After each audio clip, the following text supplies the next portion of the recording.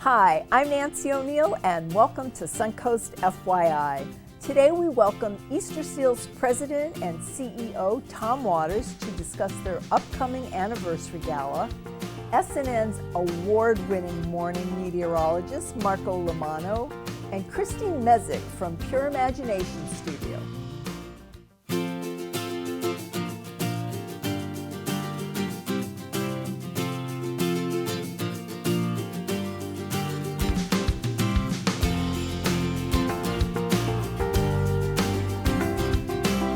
For nearly 75 years, Easter Seals of Southwest Florida has provided quality special needs services to the Suncoast. And now, with their 75 days of giving in full swing, CEO Tom Waters is here to talk with us about their upcoming anniversary gala.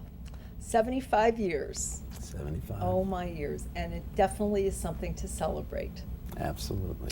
So we'll start on the other end, though, and we'll save the gala for a little bit later in the interview. What types of services over the course of 75 years has Easter Seals of Southwest Florida provided, Tom? Well, the beauty is 75 years ago, we started serving individuals with polio, surviving Quonset huts at the airport, came across the street and built a rehabilitation center, Happiness House Rehabilitation Center. So we started there with rehabilitation. Then education, because kids couldn't go to school back then. And then job training, because how do you get jobs if you don't have some specialized training? Exactly. And then adult day programming. Our oldest client is 87 years old. Aww. So from 6 weeks to 87, from polio now to autism, we have been serving disabilities in the community for 75 years. It's amazing. So it's the therapies, really our sweet spot, PT, OT, speech. We've added behavioral and art and music in the last couple of years, which is really special for so many of our kids on the spectrum. And then we've added equine therapy through our partnership with InStride. So your therapies, then we've created an elementary school with Boys and Girls Club on Fruitville. So you've now got kids able to go to school the whole lifespan, K through 12. Our Manatee Strong group, that Boys and Girls Club. And then you add in our adult programming, which has been so strong.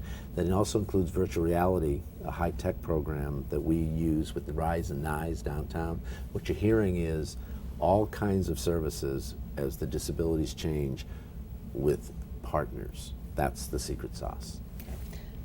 Now, you mentioned the virtual reality and how that the people respond to that in general, whether they're younger or older. But there's a wonderful video that I watched on your website, Easter Seals in Sarasota, Southwest Florida, Easter Seals. Yep.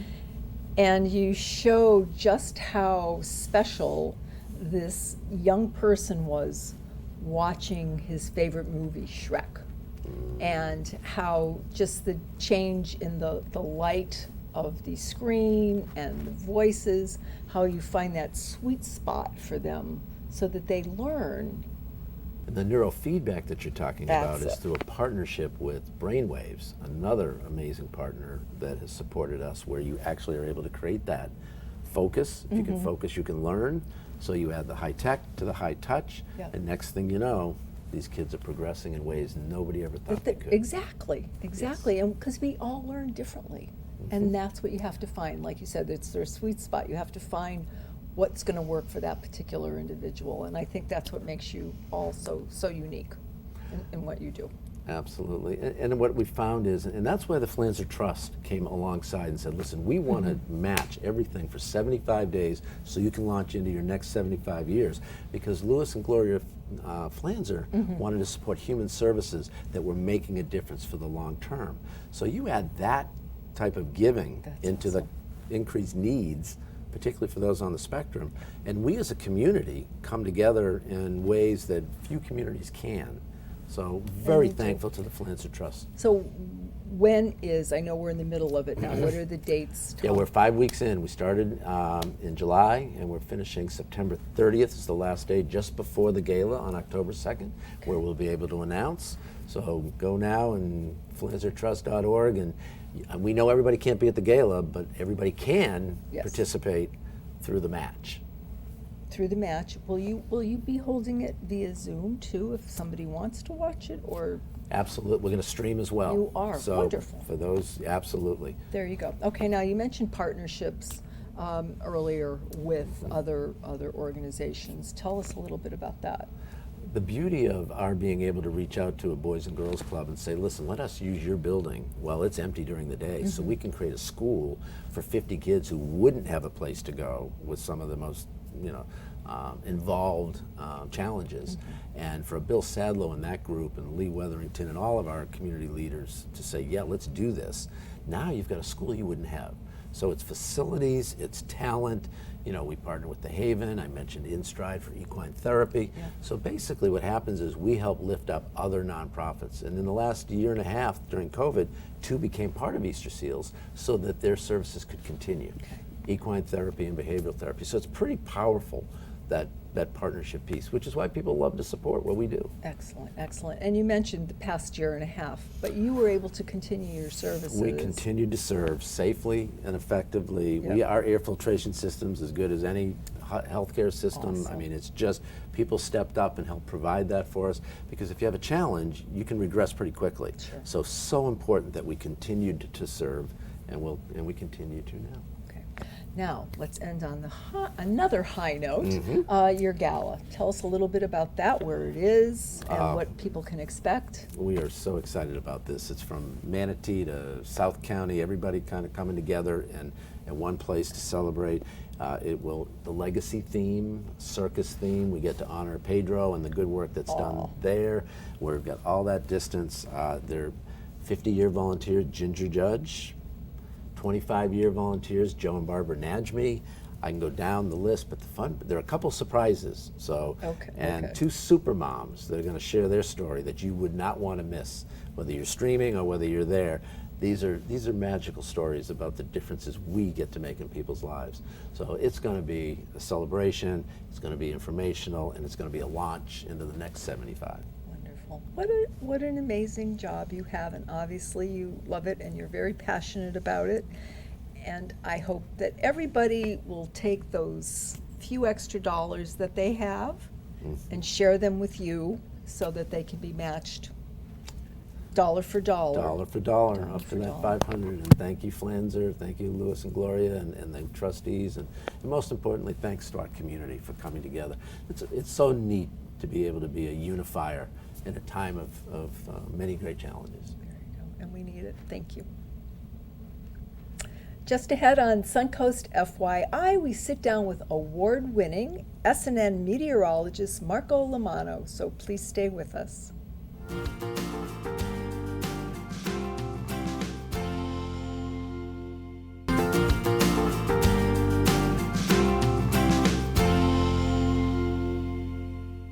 In addition to being our SNN Suncoast meteorologist, Marco Lomano was recently recognized for his outstanding journalism by placing first in light feature reporting.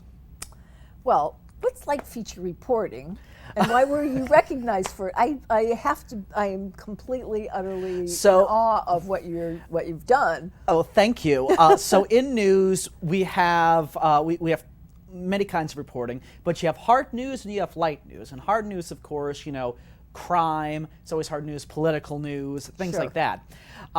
Government news. Now, light feature reporting usually deals with subjects that are just lighter overall. A lot of times they're lighthearted. A lot of times they're stories you'll see at the end of a newscast, because you have your hardest news at the beginning, and of course you get people's attention like that, and that's like, this is breaking, this is happening. But usually the light news, the human interest stories, they usually end a newscast because you want to leave the viewer, no matter how depressing a lot of the other news was, you always want to leave the viewer on some kind of happy note or something that makes them think, or something that they're really going to talk about. Because there is good things going on in the world. Yes, there are. And actually my bread and butter for reporting would be light feature reporting. So that's what light feature reporting is. Okay, so what is this award, and for which piece did you win it? So the piece is called Video Games Virtual Worlds Strengthen Real Relationships during COVID.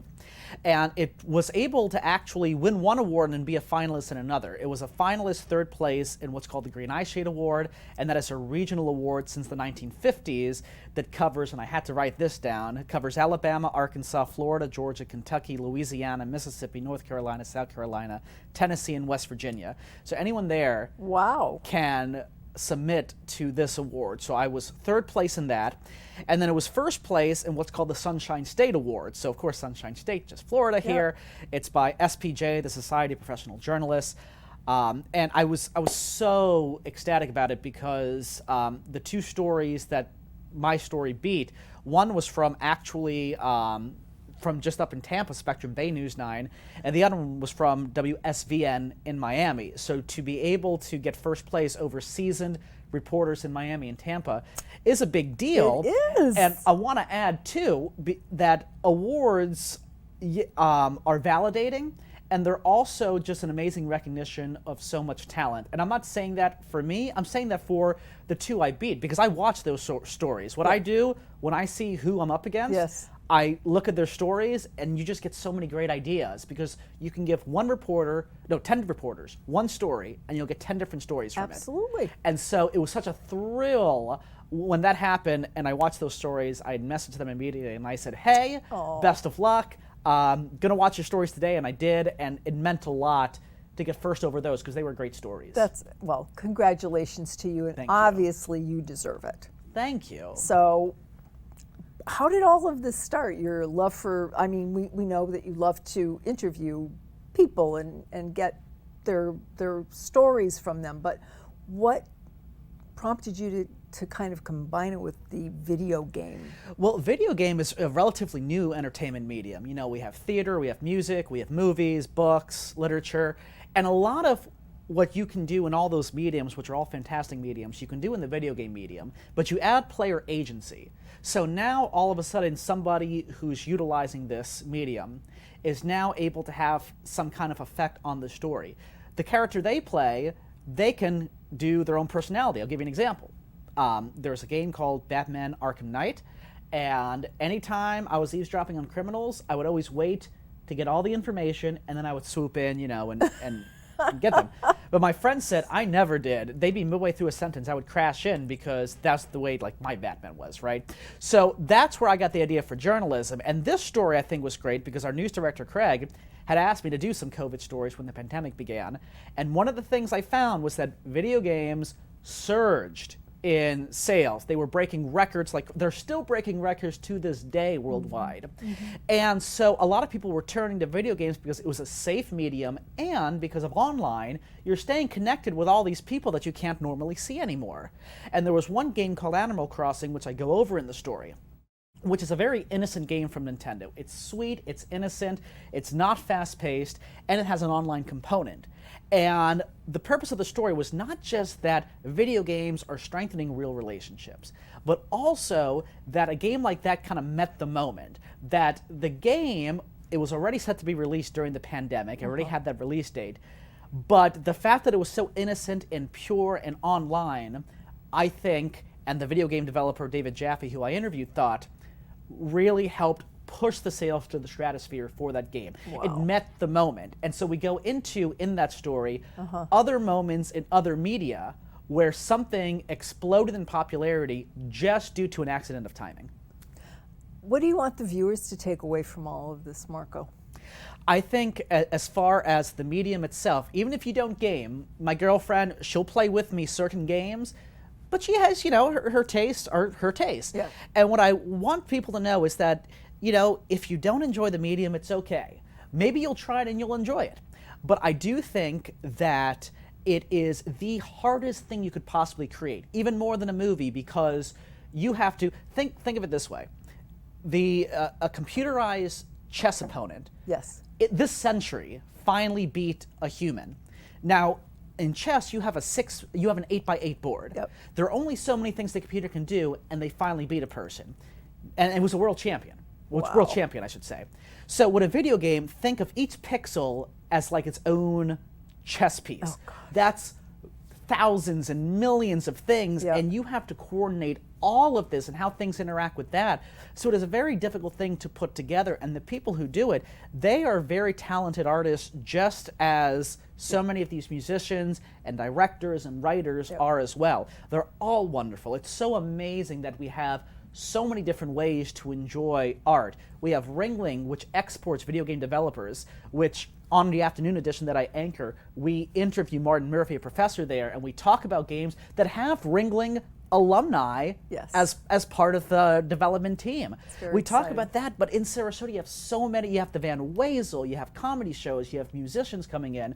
So it's great that we can add one more to this amazing list of entertainment, especially in a time where I think a lot of people need that kind of distraction and release. Absolutely. And one interesting thing that I want to touch on that you said was your girlfriend will play some games with you but not others. And I think that's the beauty part of it. It's like anything else. Find some part of it. You may not think you like gaming, but you don't know until you try, and you might find a couple games that you do like, and that's what you do, right? Yeah. So where can our viewers go to watch this? Because we're not watching it now, so where can they go see it? Margo? Indeed. So on our website, snntv.com, just look up video games in the search bar, and you will find a story that says video games virtual world strengthen real relationship in the age of COVID. Okay. Something along those lines, very close to that. But if you search for that, that story will come up, and there's a link to the video. We also have it on the SNN YouTube page. Under a similar title. Okay. Both ways are great. I worked really hard on the story, and I'm so glad I was able to get the interviews I did. They were able to, spend their time with me, and I think it's just a happy story. And again, sometimes you need those kind of stories. I think actually all the time you need those kind of stories, Yes, but we do. especially now. Yep. And last year, most certainly. Well, thank you so much for bringing this to us, and obviously you're just so excited about it, as you should Cloud be. nine. Congratulations once again. Thank you. Up next on Suncoast FYI, we talk to Pure Imagination Studios' Christy Mezek to learn about their mobile enrichment programs. So please stay tuned.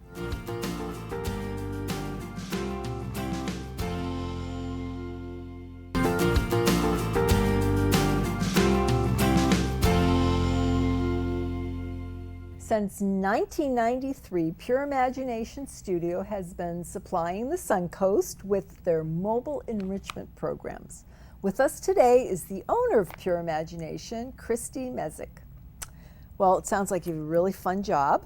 Thank you, Nancy. And tell everybody, including me, about your Pure Imagination Studio. I see you brought a couple things. We'll talk about those in a minute. But tell us a little bit about what it is and what you do.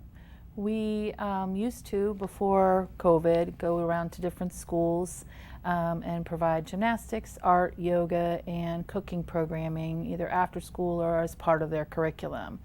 So you work in conjunction with the schools, Yes. with local schools? Yes. Okay. And some private, some public, depends on who's interested in providing those things for us. We've been doing that since 1993, as you said before, which is almost 30 years. Jeez. Yeah, so it's clear we really love what we do. The purpose, I felt, was to provide opportunities for children to really get involved and be able to explore things that normally they wouldn't be able to at home, different kinds of tools and in a safe environment. Let's see what you've got here. Oh yeah, so we that's do a good woodworking. example of it. We do woodworking stuff, and these are just scraps and cut-offs of things like that. And so we just talk to them about being able to sand things and cut things to length.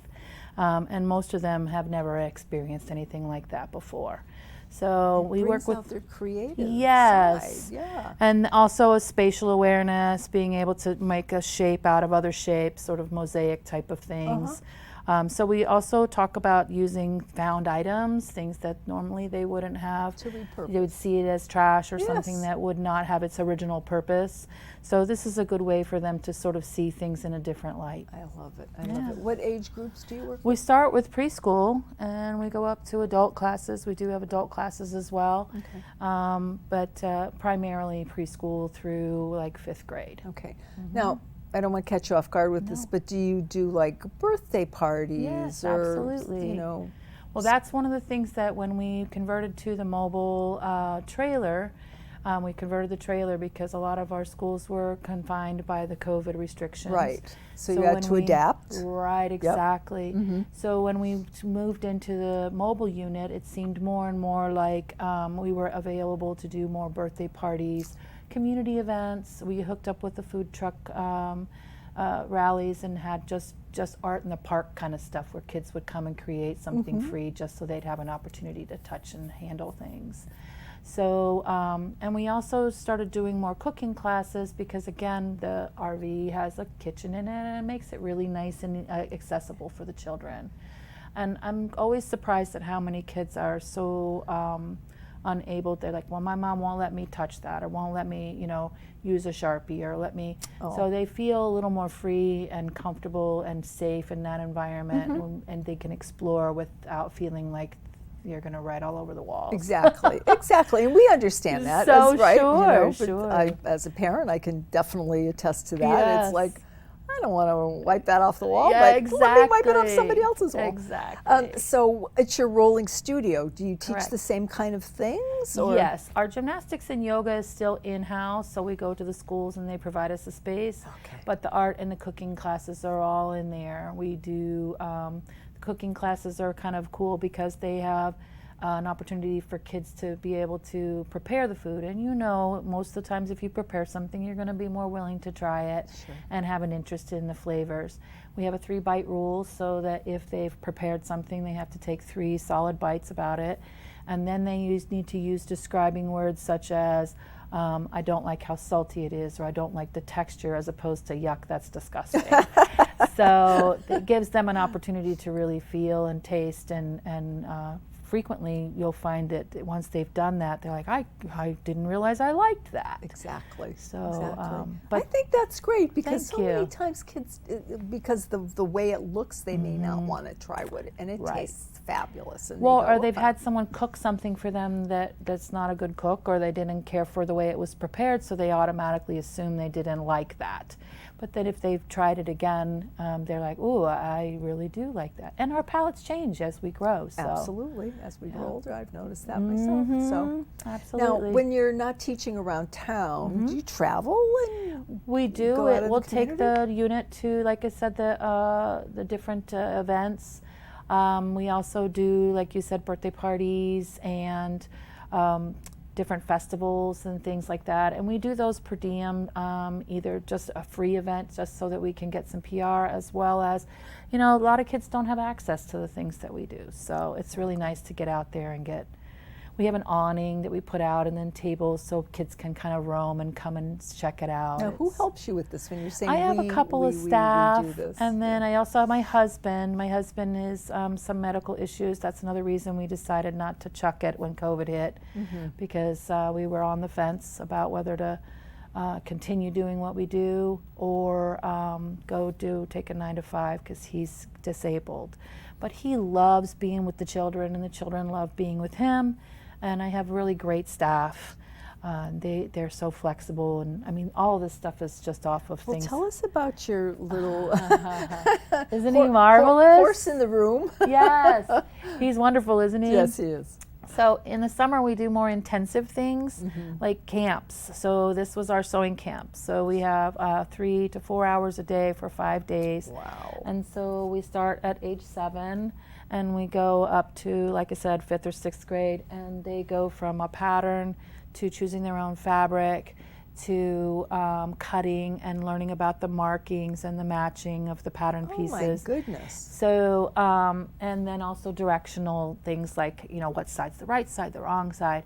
So, and at the end of the camp, this is what they've done. This So was they actually learn sewn on by a 10-year-old. so many Yes. levels. So it's you not know? just about sewing, like you said. Right, It's really yeah. about problem solving, and this again is Measuring, matching, yep. measuring, learning the proper holding of scissors. 10-year-old did that?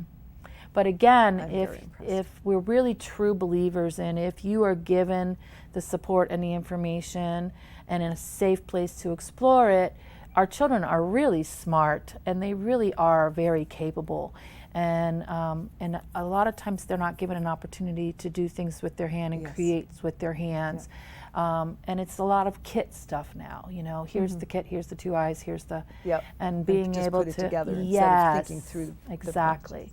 So being able to put it together like that and understand that they know how to use the sewing machines and sewing the safety areas, it's a big deal. So, yeah. Well, thank you. You're And welcome. we'll share all of your information. Yes, thank your you. website is? Yes, www.pureimaginationonline.com. Online.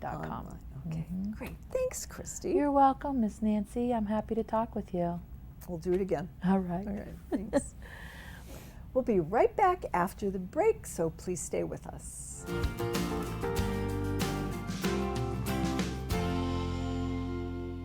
We hope you enjoyed the show today, and thank you for joining us on Suncoast FYI. If you would like to promote your nonprofit or community event, we would love to hear from you, and this is a complimentary service. Please call our producer, Adam Huntley, at 941-361-4645. To view previous episodes, go to snntv.com. I'm Nancy O'Neill, and we'll see you next Friday on Suncoast FYI.